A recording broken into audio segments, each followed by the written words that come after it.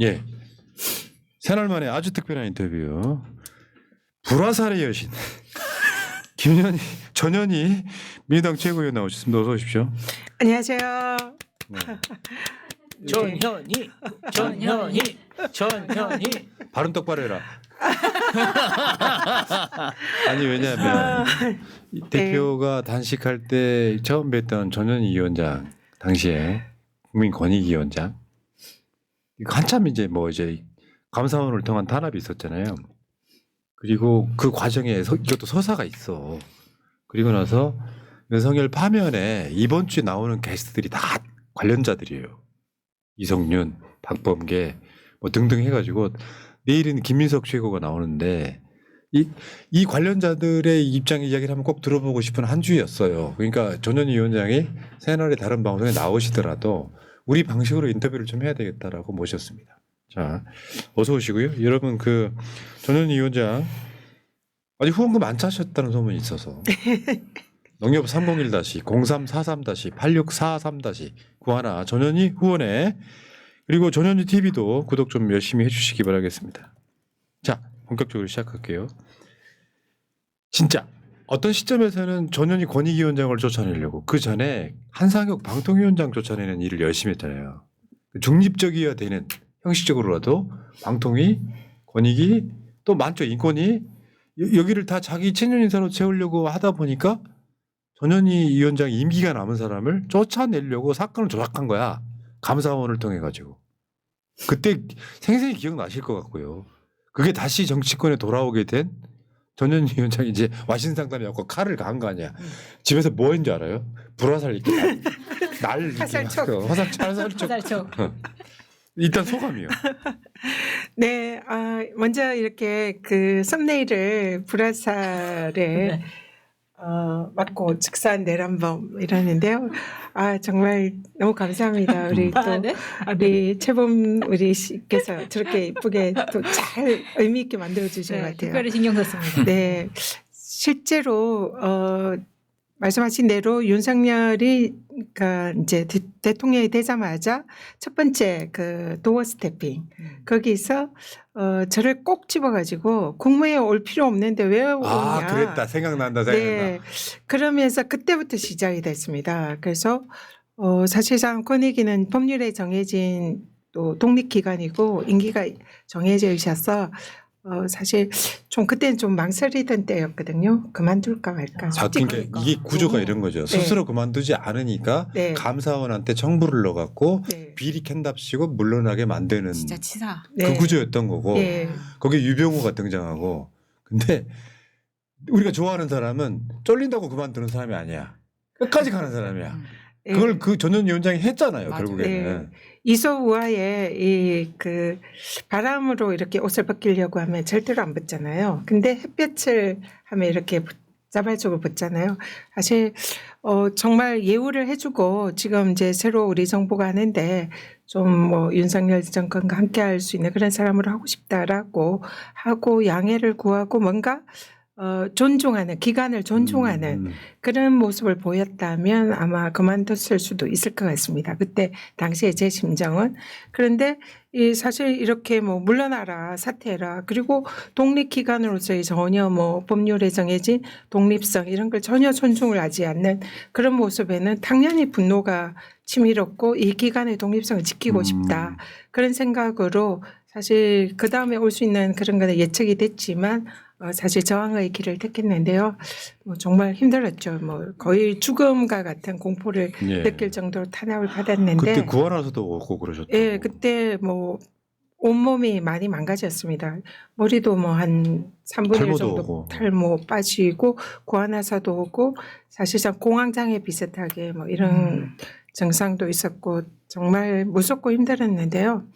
그때 제가 많은 이제 뭐 강연을 하거나 방송을 출연하거나 이럴 때 반드시 이 불의에 대해서 심판을 하겠다. 그래서 나한테 지금 이렇게 주어지는 탄압은 저들이 나한테 화살을 이렇게 쏘는 거다 이렇게 생각하지만 이것은 반드시 내가 내 몸에 꽂힌 화살을 뽑아서 불화살로 저들에게 윤석열에게 돌려주겠다. 이런 이제 말을 했었는데요. 자직해서 최고위원 되고 정말 열심히 싸웠습니다. 그리고 불화살을 계속 쐈더니 결국 오늘 같은 이런 기쁜 그러니까요. 결과가 맞네요. 왔습니다. 근데 너무 감사합니다. 저는 우리 최고위원님이 그때 참 무서웠다 이 말씀을 하시는데 그 당시에는 전혀 그런 게 저희는 느껴지지 않았고 그때 윤석열 정부의 정면으로 싸운 그런 정치인이 몇 명 없어요. 싸워서 이긴 최초의 정치인. 아니 그때는 다 사실은 좀 이렇게 압박하면 다 옷 벗고 나가셨던 것 같고 당내에서도 센 말을 안 하고 이제 이재명 당대표 쪽 이렇게 따르시는 분들만 죽으라고 이제 검도기에서 싸울 때요. 근데 전현희 위원장님 그 싸우시는 모습을 보면서 우리 솔직히 너무 기뻤죠. 야 잘하신다. 나머지도 용기를 얻게 되죠. 아니 왜냐하면은 누군가 나는 여기서 싸우고 있다는 모습을 보여주면 다른 사람들도 용기를 가지거든요. 저는 우리 최고위원님한테 용기를 얻었습니다. 그러니까 그때 당시에. 내가 진짜. 전현 최고위원을 높게 사는 이유가 두 가지가 있어요.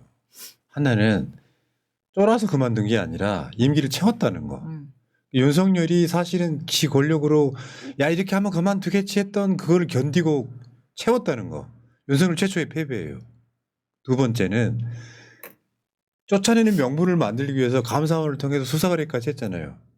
완벽하게 완승했다는 거. 죄가 없었던 거예요. 이거 굉장한 역사적 가치가 있는 바로 그런 정치인이 지금 화석처럼 우리 앞에 와 계시죠. 그리고 윤석열 정부가 얼마나 치사한 방법을 써가지고 여론전을 해서 공격한 거 제가 잘 알고 있거든요.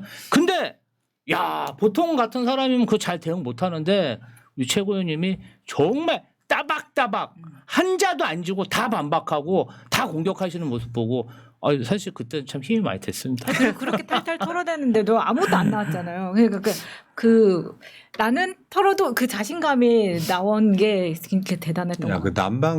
난방비인가 막 뭔가 수도세 해가지고. 뭐 네네. 진짜 겨울에 어처구니가 수도가 파열된 그 수돗물값. 그러니까 지금 우리 눈앞에 그걸로 계속 횡령으로 맞아요. 몰리고 있습니다. 계속 보이는 지금 최고위원이기 때문에 문득 윤석열 피해 생존자가 누구누구 있을까 리스트 받아보니까 새날방송 이미 출연하고 계시는 전현희 최고위원을 인터뷰를 꼭 해야 되겠다. 굉장히 엄청난 사건이었던 거거든요. 아니 그거는요 어떻게 보면 한 획을 그은 거예요. 윤석열한테 맞서가지고 싸우면 이길 수도 있다. 그리고 뭐 윤석열하고 한번 해볼 만하다. 그런 기준점을 왜냐면 그렇죠, 설레가 그렇죠. 중요해요. 설레가. 누군가 그렇게 싸워서 이기는 모습 보면 다른 사람들도 창 들고 나가는 거거든요. 그게. 그리고 그 기준으로 윤석열도 탈탈 털어야 된다고 봅니다. 전현희 최고위원님 말씀 안 하셨대요. 우리가 다 아니 우리도 신났어 지금 생각해 보니까. 아니 그러니까 이후에도 당에서도 인정을 하고 또 국회의원이 되고 또 최고위원도 되셨잖아요. 저는 솔직히 기쁩니다. 그러니까 최고위원 나갔을 때 무려 김민석 최고 다음으로 2등 했잖아요. 공약이 이거였어. 윤석열 탄핵의 마지막 불화살을 쏘게 딱 그 결국에는 당선돼서 뭐 대부분의 공약이긴 했지만 결국에는 결국은 그거잖아요. 전현희 죽이려다가 뭐 이재명 대표 죽이려다가 지가 먼저 지금 불화살 맞고 즉사한 거예요. 불화살에 통구이 됐죠. 동문대 진짜. 근데 전현희 위원장 최고위원은 좀 무서워했던 것 같아.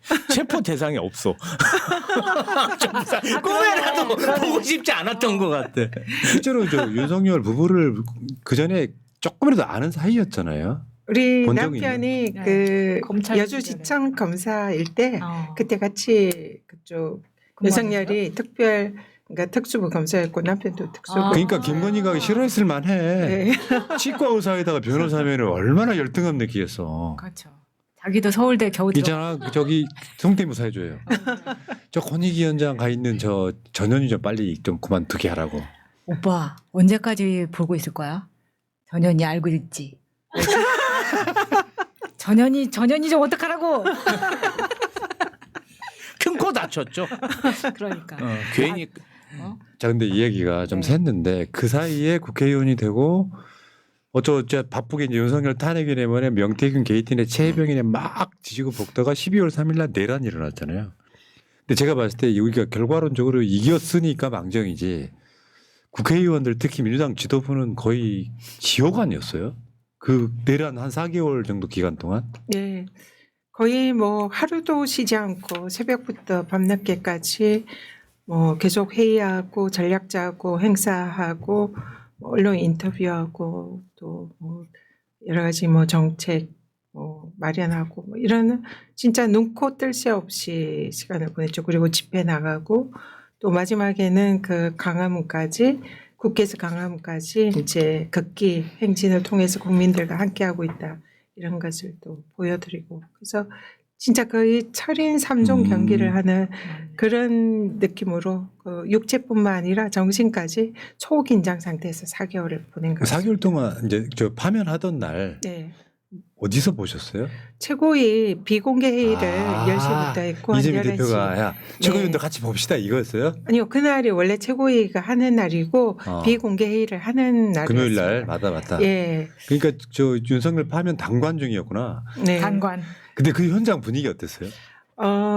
일단 최고위를 비공개로 하다가 이제 TV를 켜가지고 판결 선고할 때부터 같이 봤는데요. 일단 처음에 쭉 들어보니까 좀 느낌이 오잖아요. 아, 이건 무조건 파면이야. 이런 느낌이 와서 점점 이제 이 감정들이나 이런 게 이제 막 올라오는데 실제로 마지막에 피청구인 대통령 윤석열을 파면한다. 딱 이렇게 이제 딱 마지막에 얘기를 하니까 장내가 갑자기 숙연해졌습니다.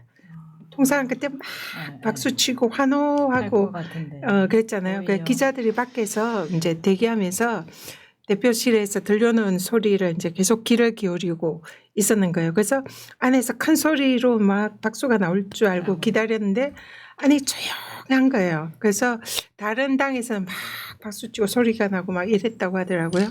근데 그때 당시의 분위기는 참 숙연하고 그 결정이 나자 그 제 옆에 김명주 최고위원 앉아 계신데 그분은 제 주머니에서 손수건 꺼내가지고 장군이 저도 그냥 눈물이 오셨어요? 글썽글썽해가지고 김명주 제가 눈물 닦는데 이게 참아야지 하는데 이재명 대표가 저보고 의원님 오늘은 오셔도 괜찮아요 이러시더라고요. 대부분 그 안에 있는 분들이 눈물을 훔치셨어요. 그래서 그게 이제 아까 말씀드린 그 4개월간에 정말 그 온 진짜 정성을 다해서 투쟁하고 싸우고 불안해하고 걱정하고 뭐 이러면서 싸워왔잖아요. 네. 그래서 그게 좀 한순간에 파노라마처럼 지나가면서 만약 또 웃을 수만 없는 게 즐거워할 수만 없는 게 앞으로 어떻게 될지 모르잖아요. 그래서 이거는 시작이고 우리가 여기서 정신 차리고 하여튼 너무 흥분하지 말고 앞으로 다가올 책임감을 느끼면서 또 뭔가 아이고. 준비를 해야 되겠다 이런 분위기였습니다. 맞아요. 그러니까 저는 사람의 깊이와 철학이라고 생각하는데 윤석열 파면되면 그냥 좋은 게 아니라 이제 온전히 민주당이 그 책임을 다 가져와야 되는 상황이면 책임감을 느끼는 게 대표 이하 민주당 구성원들의 모습이었을 거라고 생각이 듭니다. 어떻게 보면 남한테는 불행이잖아요. 그거를 마냥 박수만 치고 있을 수 없는 자리야. 국민들은 환호할 수 있죠. 수계를 끌어내렸으니까. 그게 다 민주당 모습이 좋은 거라고 보고 절대 들뜨지 않더라 이런 것이고요. 자, 인포레이터 싱글라리스님. 윤석열 친모로 알려진 사람은 친모가 아닐 가능성이 높습니다. 사실 무당으로 알려진 이모가 친모일 가능성이 있다고 생각합니다 하셨고요. 좀 전에 올라왔던 첫 번째신데 캡틴 K님. 팔순한 주제에 노무현 대통령을 욕보인 이완규 용서 못한다. 마음을 곱게 써야 머리가 안 빠진다 알았지 동훈아 하셨고요. 살다 보면 좋은 날님. 박정훈 대령에게 격리하시는 모습 정말 멋진 뿜뿜 눈물 나는 의정활동 아직도 생생히 기억나고 죽을 때까지 잊지 못할 모습이었습니다. 전현 의원님 항상 지치지 않고 응원하겠습니다. 정말 감사드립니다 하셨고요. 충성! 이거 그때 박정훈 대령한테 맞아요. 법사위에서 했던 네. 해병대는 충성이 아니고 필승입니다. 필승. 그것도 그냥 필승이 아니라 필승 이런다고 하더라고요. 제가 하고 난 뒤 좀 그때가 엉성했었나 봐요. 그래가지고 많은 또 해병대 분들이 조언을 해주셨어요. 해병대 잘하시네요. 네. 저도 모르는 걸 그렇게. 네, 해병대 분들이랑 그 이후에 많이 소통을 하고 있습니다. 자, 특전사는 뭐 하냐 이것들아. 자, 이야기 좀 진행시켜 보면 지금 한덕수가 이완규 등을 지명을 했어요. 이거 생각지도 못한 일종의 폐악 질환이에요. 정말 있을 수 없는 이 폭거죠. 그래서 지난번에 윤석열이 군사 반란을 통해서 1차 친위 쿠데타를 일으켰다면 이번에는 윤석열이 한덕수를 배후 조종해서 자신의 이 사실상 그 최측근인 이완규를 그것도 내란의 공범 지금 의혹을 받고 있는 이런 사람을 지금 헌법재판관으로 임명해서 헌법 쿠데타를 일으켰다. 그래서 2차 쿠데타다.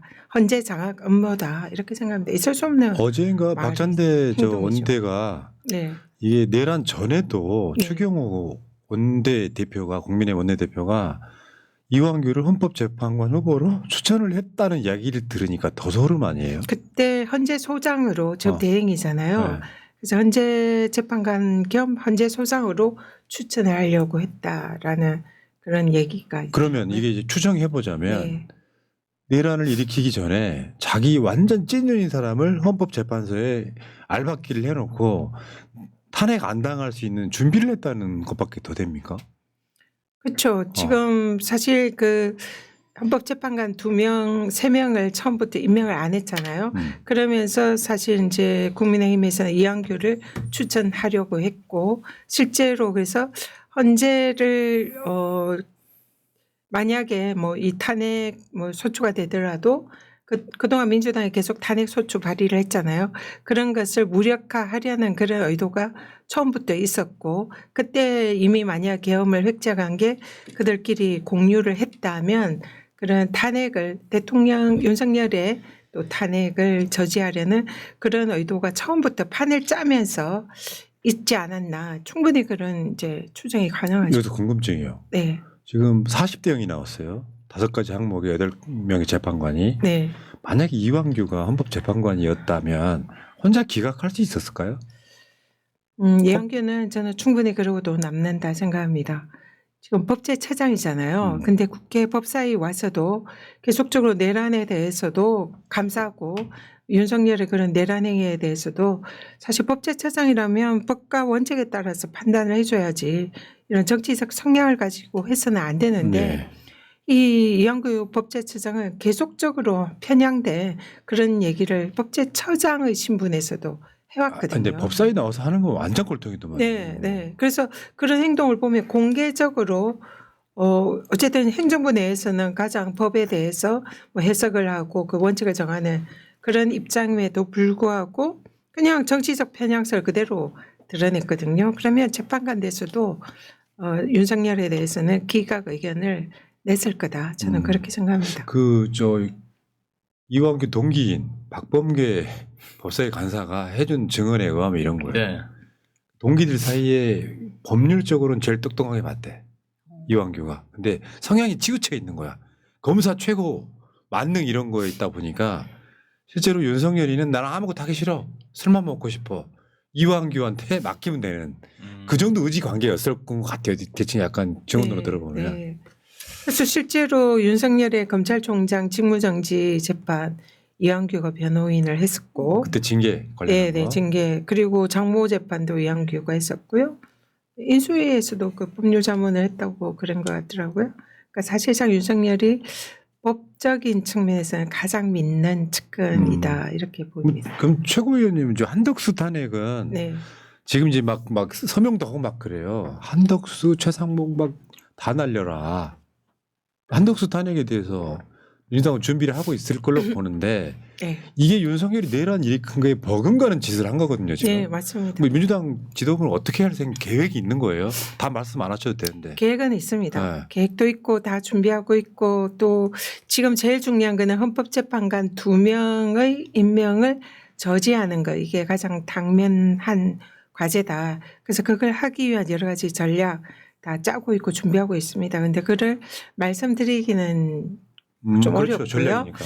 그래서 근데 이제 제 개인적인 생각, 이건 민주당 지도부 생각이랑 상관없이 전현희는 어떻게 생각하나? 당연히 탄핵해야죠. 당연히 탄핵해야 된다 생각하고 이거는 그 사실상 윤석열이 임명한 게 아니라 한덕수가 임명한 게 아니라 지금 파면된 내란 속에 사실 범죄 피의자가 임명한 거, 지명한 거다.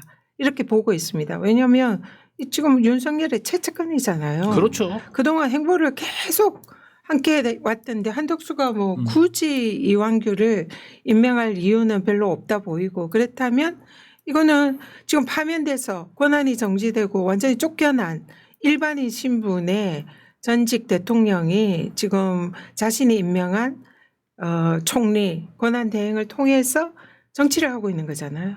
그러니까 이거는 사실은 그 말도 안 되는 거고 그리고 지금 한덕수는 꼭두각시다 이렇게 보고 있고요. 그래서 지금 여기에 대해서는 그 사실 이 헌법재판관 임명하면서 앞으로 만약 이 두 사람이 임명이 됐을 때 올 수 있는 여러 가지 사안이 예측이 되잖아요.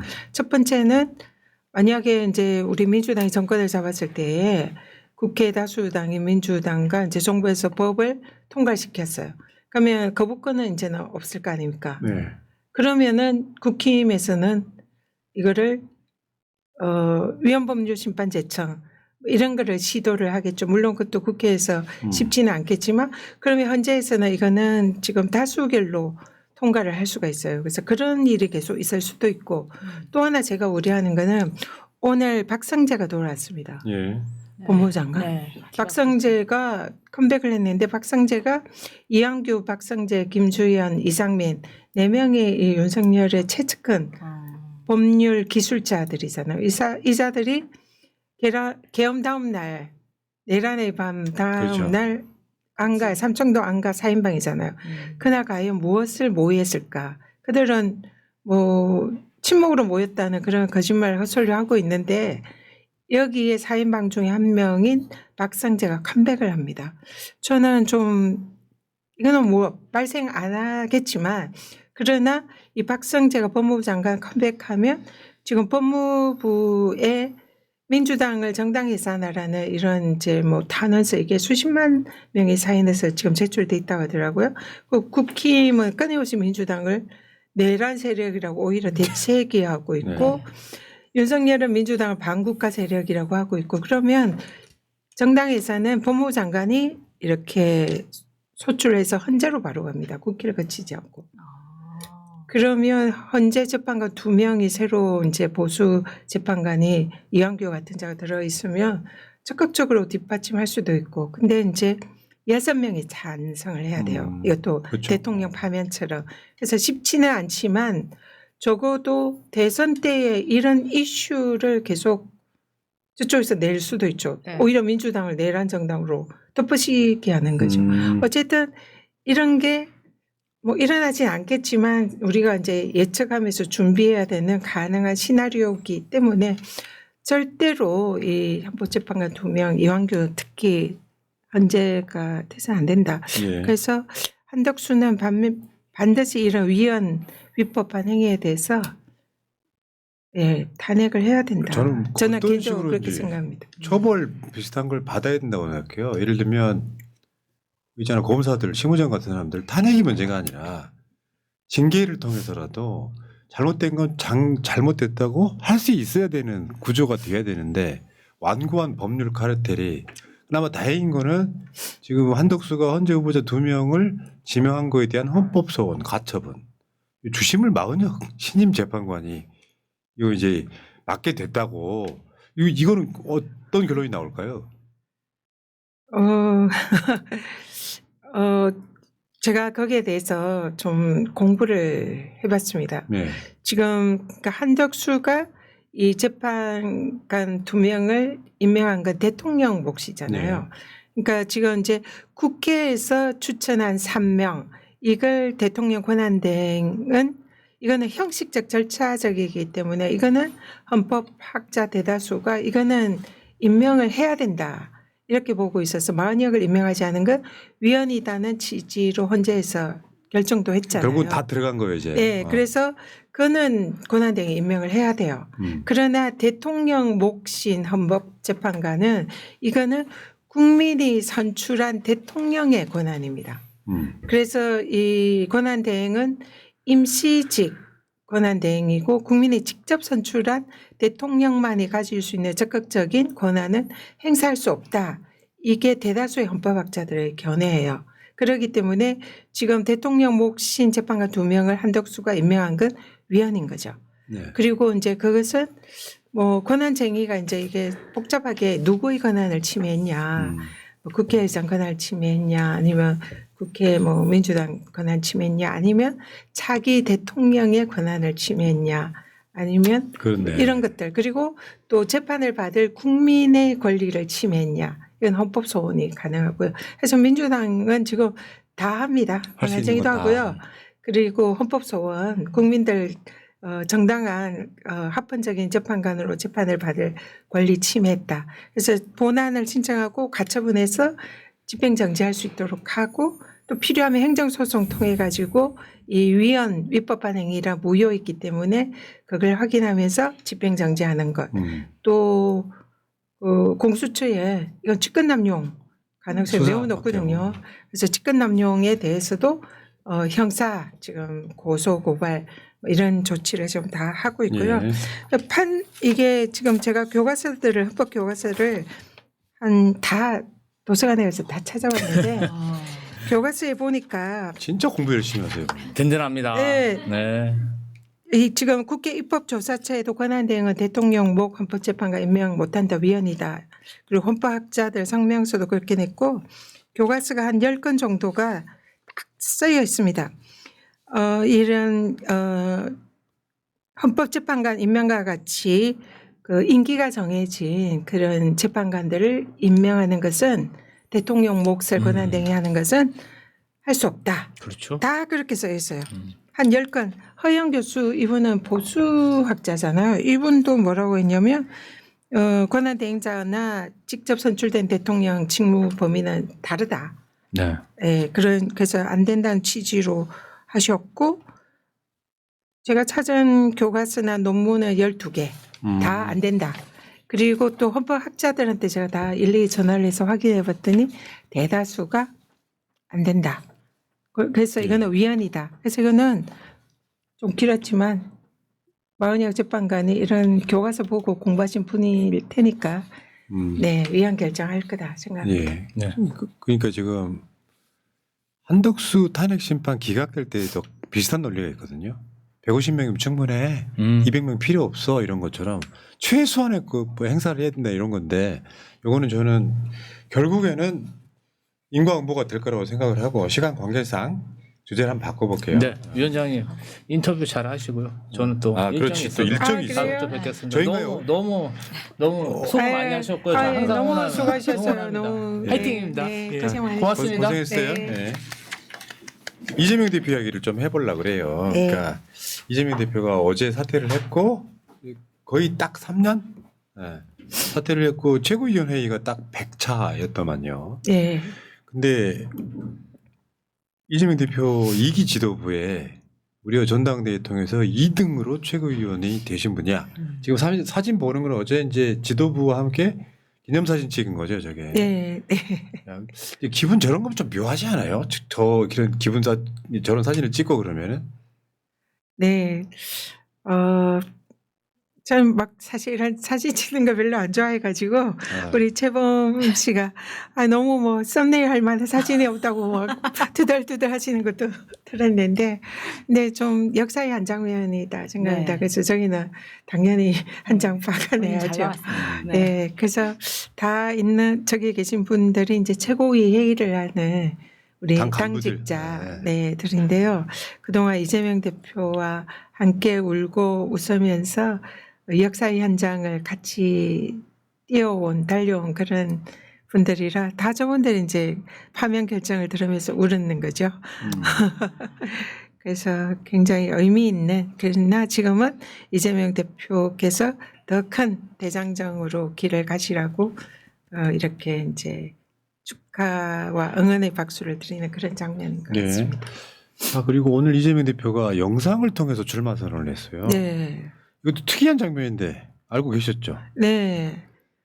따로 이제 기자회견 안 하는 겁니까? 내일 소통관에서 기자회견 합니다. 내일 이제 정견 발표 뭐 이런 걸 하고요. 오늘 이제 굉장히 특별한 형식으로 대통령 출마 선언을 하신 거죠. 그리고 좀 옷이나 뭐 이런 것도 굉장히 자연스럽고 따뜻한 느낌이 들어요. 그래서 굉장히 신선하고 좀 새로운 발상의 전환으로 출마 선언을 했다 생각하고 저는 되게 좋았습니다. 그리고 내용도 되게 좋더라고요. 네. 네. 오늘 방송에서 우리는 보면서 하나씩 풀었어요. 네, 어떤 의도가 공중파에서도 있는 건지. 칭찬하더라고요. 네. 네, 그러니까 왜 저지 성의 없이 마이크만 하나 갖다 놓고 대선 출마합니다. 공약은 이재명은 안 돼. 이런 사람들이 하고는 좀 차원이 다른 네, 정말 국가 경영을 위한 고민을 많이 한 느낌이 네, 그것도 요약된 걸 거 아니에요. 네. 헤드라인만 요약된 거고 저는 그런데 이재명 대표랑 같이 일을 해보시니까 어떠시던가요? 제가 어제 그 최고위에서 이제 이재명 대표에게 그동안 이제 고생하셨다는 말씀과 이제 인사말 떠나 보내면서 인사말을 했는데요. 제가 마지막 말미에 그런 얘기를 했습니다. 대표님과 함께한 그 기간 동안 많이 배웠다. 정말 솔직히 많이 배웠습니다. 이번에 그런 뭐 국가 경영에 대한 철학, 또 이 나라를 걱정하는 마음, 또 이 위기를 하나하나 극복해 나가는 거기서 사실 이재명 대표의 뭐 전략이나 생각이 상당히 딱딱 그 단계에 맞는 적합한 이런 게 되게 많았거든요. 그래서 오랜 동안 대통령을 준비를 하면서 그야말로 준비된 대통령이다. 그런 느낌을 많이 받았고 저도 3선씩이나 됐지만 아직 많이 부족한 그러니까 그런 국가적인 그 경영할 수 있는 경륜 이런 거는 정말 이제 부족하고 또 사실 생각도 못했던 분야인데 옆에서 그런 걸 보면서 정치인으로서 저도 같이 많이 성장하는 그런 느낌이었다. 그런 생각이 들어서 되게 굉장히 참 존경하는 마음이 절로 나더라고요. 근데 물론 이제 여러 가지 뭐 시중에서 말하는 뭐 안 좋은 점 이런 이제 잘못 씌워진 이 악마적 그런 평가 뭐 이런 것도 여전히 시중에 있는 건 사실이지만 바로 옆에서 지켜본 이재명 대표는 결코 그렇지 맞습니다. 않다. 그리고 뭐 이 법률적 문제도 저들이 만들어낸 공작이고 사실상 더 씌워진 억울한 누명이고 저들의 정치 보복 탄압이고 실제로 이재명 대표는 또 이건 제가 분명히 말씀드릴 수 있는 게 권익위원장으로서 경기지사를 할 때 제가 이재명 대표랑 반부패 청렴 협약을 체결을 한 적이 있었거든요. 그때 이제 제가 권익위원장으로서 그 지자체인 경기도가 얼마나 반부패 경영을 잘하고 청렴한지를 제가 가서 확인을 하고 일종의 그것에 대해서 이제 도장을 찍어주는 참 잘했어요.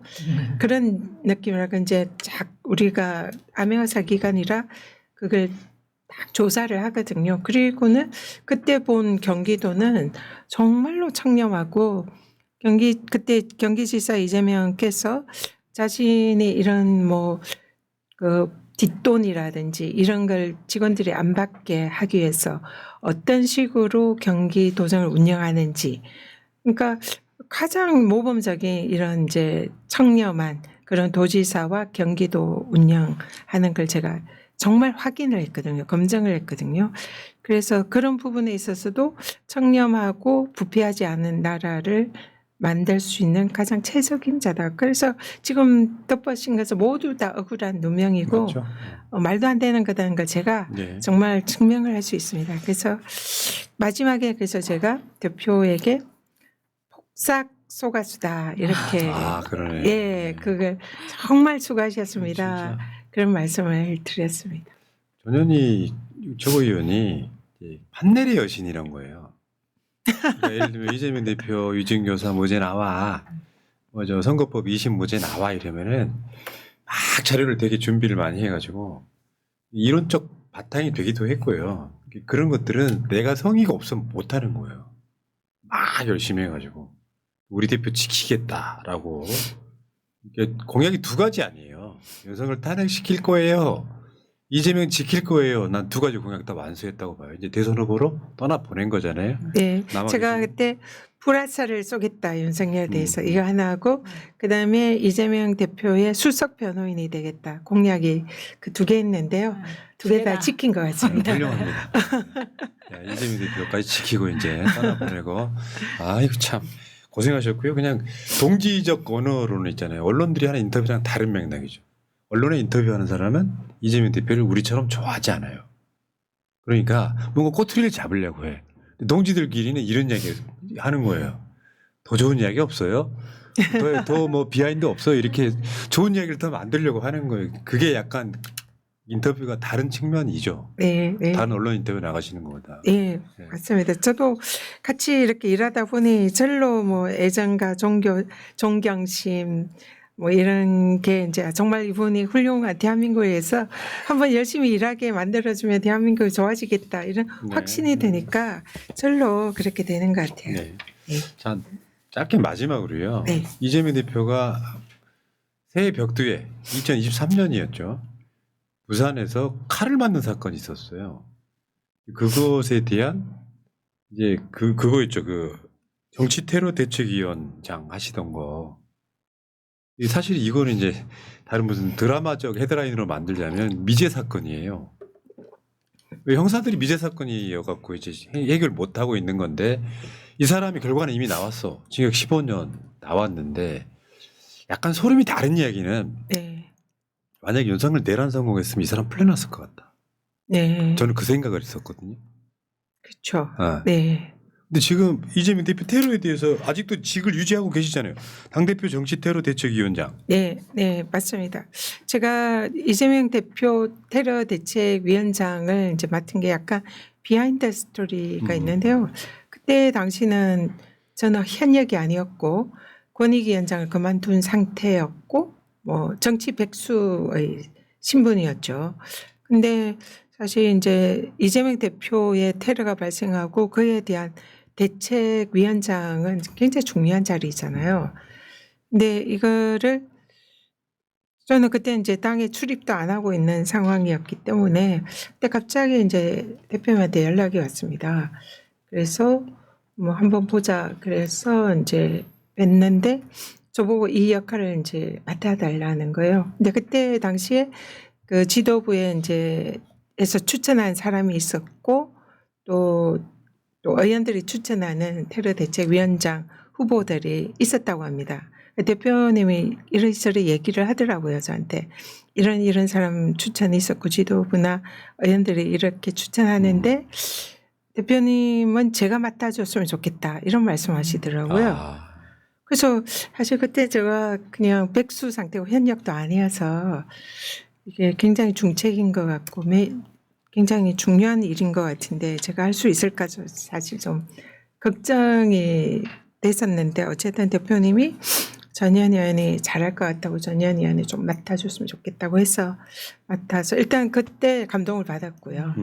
네, 그래서 그리고 이재명 대표를 그때부터 열심히 공부를 했는데 정말 이제 뭐 잼며든다고 하나. 네, 잼며든다. 네, 그런 게 시작이 됐던 것 같아요. 네, 그래서 점점 그런 이제 오늘까지 온 것 같습니다. 야, 그러니까 이재명 대표 지금 제가 방송에서 최근에 하고 있는 말이 있어요. 네, 이재명 대표 사퇴한대 출마한대 앞으로 할 일은 이재명 경호만 잘하면 돼. 네, 맞습니다. 사실 그게 우리들 네. 입장에서 제일 두려운 거잖아요. 네, 가장 유력한 후보를 선거로 이기려고 하는 게 아니라 테러로 이기려고 하는 건데 사실 김진성이라는 사람이 아직도 누가 사주했는지 아직 그게 안 밝혀진 상태에서 단독 범행으로 끝나는 건 그 테러를 사주했던 권력을 갖고 있는 세력들의 역사적 스킬이에요. 일단 단독으로 단독 범으로 만들어놔. 네, 그럼 내란 일으키거나 너 풀어줄게 이런 느낌이 분명히 있었다고 보는데 이거 정권 바뀌면 분명히 밝혀야 되는 거 아니에요? 당연합니다. 이게 결코 단독 범행으로 볼 수가 없는 게 또 여러 가지 단서들이 많이 있었어요. 그때 뭐 벤츠를 타고 태워준 차주가 그 소년보 세계로 맞아요. 교회의 신자였다. 신자였다. 그리고 또 그 유서 뭐 입장 뭐 이런 거를 뭐 이렇게 전달한 사람들 그리고 뭐 했던 어쨌든 공범의 그림자들이 이제 얼렁거리는 상황이고 또 무엇보다 이게 권력이 개입하지 않았나 이런 의심이 들어요. 왜냐하면 그 초기에 그 테러 그 총리실의 대테러실에서 센터에서 문자를 보냈잖아요. 발생하자마자 거의 한 30분에 이 문자를 보냈는데 그 문자 내용이 뭐냐면 경상이다. 출혈이 맞아요. 별로 없다. 뭐 1cm 이런 이게 아무것도 아닌 거죠. 네네 1cm 정도의 자상이다. 맞아요. 그리고 그다음에 70대 노인이 한 거다. 뭐 이런 그러니까 사실은 아무것도 아닌 거야. 사실은 해프닝이야. 굉장히 이제 그 아주 경미한 사안인 것처럼 그걸 왜 대테러 센터에서 보냅니까? 일단 계엄이 지금 발령하고 이럴 때 뭐 아니면 그 국가에 지금 그동안 뭐 산불 이런 산불 위기는 모르겠는데 어쨌든 제대로 문자 안 보내잖아요 국민들한테. 그런데 그거는 바로 30분 만에 그것도 총리실 대테러 센터에서 보냅니다. 대테러 센터는 테러 행위 때 보내는 거예요. 그러니까. 근데 테러도 아닌데 별거 아닙니다 하고 문자를 보내요. 별거 아니라면 이거는 뭔가 있다. 그리고 총리실 대테러 센터는 국정원 직원이 와 있거든요. 그래서 테러의 주무부처는 국정원입니다. 그리고 그때 뭐 범행 현장에 국정원 직원이 있는 것 같다 이런 보도도 있었고 무엇보다 우리 김지호 우리 이제 그때 당시에는 당대표 정무실장인데 그때 현장에 있으면서 현장에 그 피가 나가지고 뭐 와이셔츠가 흥건히 졌고 수건으로 이렇게 피를 나오는 거 지혈을 하고 해서 현장에 피가 흥건히 있었는데 그걸 물 청소했죠. 부산의 그 강서경찰서장이 뭐 지시하고 그쪽 부산경찰서에서 그걸 전체적으로 물청소하고 증거를 인멸을 했잖아요. 네. 근데 여기가 우리가 총리실을 고발 조치를 했는데 아직 고발인 조사도 아직 안 했습니다. 그리고 부산의 그 경찰들은 증거인멸죄 고발했더니 지금 무혐의가 났거든요. 그래서 이게 권력의 그림자가 어른거리는 거예요. 그리고 공범이 있었을 가능성이 높고 또 이런 극우단체나 뭐 이런 데에서도 관여했을 의혹이 지금 보이는 거고요. 그래서 여기는 말씀하신 대로 정권이 바뀌면 뭐 국정조사든 특검이든 반드시 이건 진상을 밝혀야 된다 맞습니다. 생각합니다. 사건이 맞아 떨어지려면 끝내려면 뭐 각종 참사랑 비슷한 거예요. 납득이 되면 돼요. 네. 납득이 안 되는 것들이 너무 많아. 자, 요거는 아마 전현희 최고위원께서 정권 바뀌면 제일 먼저 해주셔야 될 일 중에 하나가 아닌가 싶고요. 근데 확실히 우리 전현희 의원, 야 똑똑하시네 보니까. 그러니까 내가 보기에 되게 일 중독자예요. 제가 가까이서 지켜보면 약간 일 중독자에 가깝고 잠시 쉬지를 않고 좀 훌륭하신 정치인이라는 생각이 들고요. 자, 알겠습니다. 자, 이게 짧은 인터뷰였는데 지금 이성계님께서 전현희 이름만 딱 써주셨어요. 하트 막 하면서. 자, 그리고 어제만 해도 대표였던 이재명 대표가 전 대표가 되셨고 뭔가 이렇게 헤어짐 같은 느낌이에요. 이상하게. 근데 네. 더 큰 만남을 위해서 지금 네. 또 만나야 되고. 더 큰 바다에서. 그리고 우리 최고위원님하고 우리 새날하고 만난 것도 사실 운명적인 만남의 이유가 있는 거라고 저는 생각을 하거든요. 네. 사람의 만남에는 전생에 무슨 억겹에 뭐가 있어야 된다고 하는 것처럼 네. 저는 그 대표님과 당원들, 대표님과 전현희 최고위원, 전현희 최고위원과 새날과 이재명 대표 이런 인연들은 그냥 쉽게 놓을 수 있는 인연은 아닌 것 같아요. 만날 사람 언젠가 만난다 이런 이야기죠. 네, 저도 이 정권의 탄압을 받으면서 저한테 그래도 마음의 위안이 되고 뉴스는 도저히 보기가 어렵고요. 뭐 진짜 화가 나고 그래서 이제 제가 사실 채널을 제일 열심히 봤거든요. 그래서 이제 푸나님이나 제보 그때 마차 뭐 이렇게 해가지고 아 이름을 참 특이하게 한다 이러면서 열심히 봤어요. 그래서 사실 그때 이제 저한테 출연 제의가 있었다고 하는데 저는 사실 그 총선 총선 때인가? 때, 그 훨씬 전. 네, 그래서 그때는 제가 보고를 받지 못해가지고 그때 그런 영광을 제가 못 누렸는데 우리 푸나님을 그래서 그때 그 대표님 단식할 때 뵀을 때 그냥 아는 사람처럼 너무 반가운 거예요. 마치 그런 거 있잖아요. 아, 그냥 저도- 많이 본 분은 그냥 아는 사람처럼 아니, 그냥 처음 반갑- 뵈셨네. 저도 네, 의원님 처음 보면서 뵀죠. 텔레비에서 보던 사람 이런. 아니 저는 근데 그냥 아는 분 같아가지고 그냥 네. 뭐 자연스럽게 너무 반갑게 인사를 네. 했었죠. 자 그렇게 인연은 시작되고 네. 서로 이렇게 의지가 되는 그런 관계로 영원히 갔으면 좋겠다 이런 말씀 드리고요. 자 전현희 의원님 지금 민주당이 이제 대선 제대로 들어가서 뭔가 열심히 하실 것 같은데 여러분들 힘 좀 실어주시기 바라겠습니다. 무슨 말씀 드리는지 아시죠? 여러분? 네. 농협 301-0343-8643-91 화면 상단에 있고요. 전현희 TV 구독은 채팅창 상단에 있다는 말씀 드리겠습니다. 자 10초만 카메라 보시면서 네. 마지막 인사해 주시기 바랍니다. 네. 우리 그 채널에서 이제 계속 인사를 드렸지만 오늘 이렇게 푸나님과 인터뷰하니까 너무너무 또 좋고요. 제가 이번 대선에서는 반드시 있어도 우리 여기 방송 들으시는 우리 시청자 여러분들과 똑같은 마음으로 이재명 대표 꼭 대통령 되는 그런 대한민국에서 살고 싶습니다. 지도부는 사실 중립 지켜야 되는데 너무 사실 편파 발언 오늘까지만 드리고요.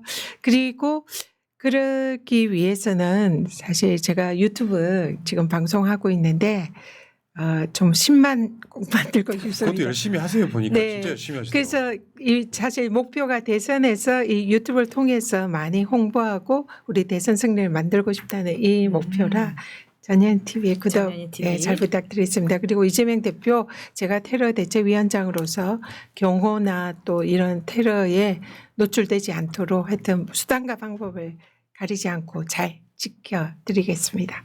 자 고생하셨습니다. 전현희 최고위원과 인터뷰 마치겠습니다. 고맙습니다. 감사합니다. 네, 감사합니다.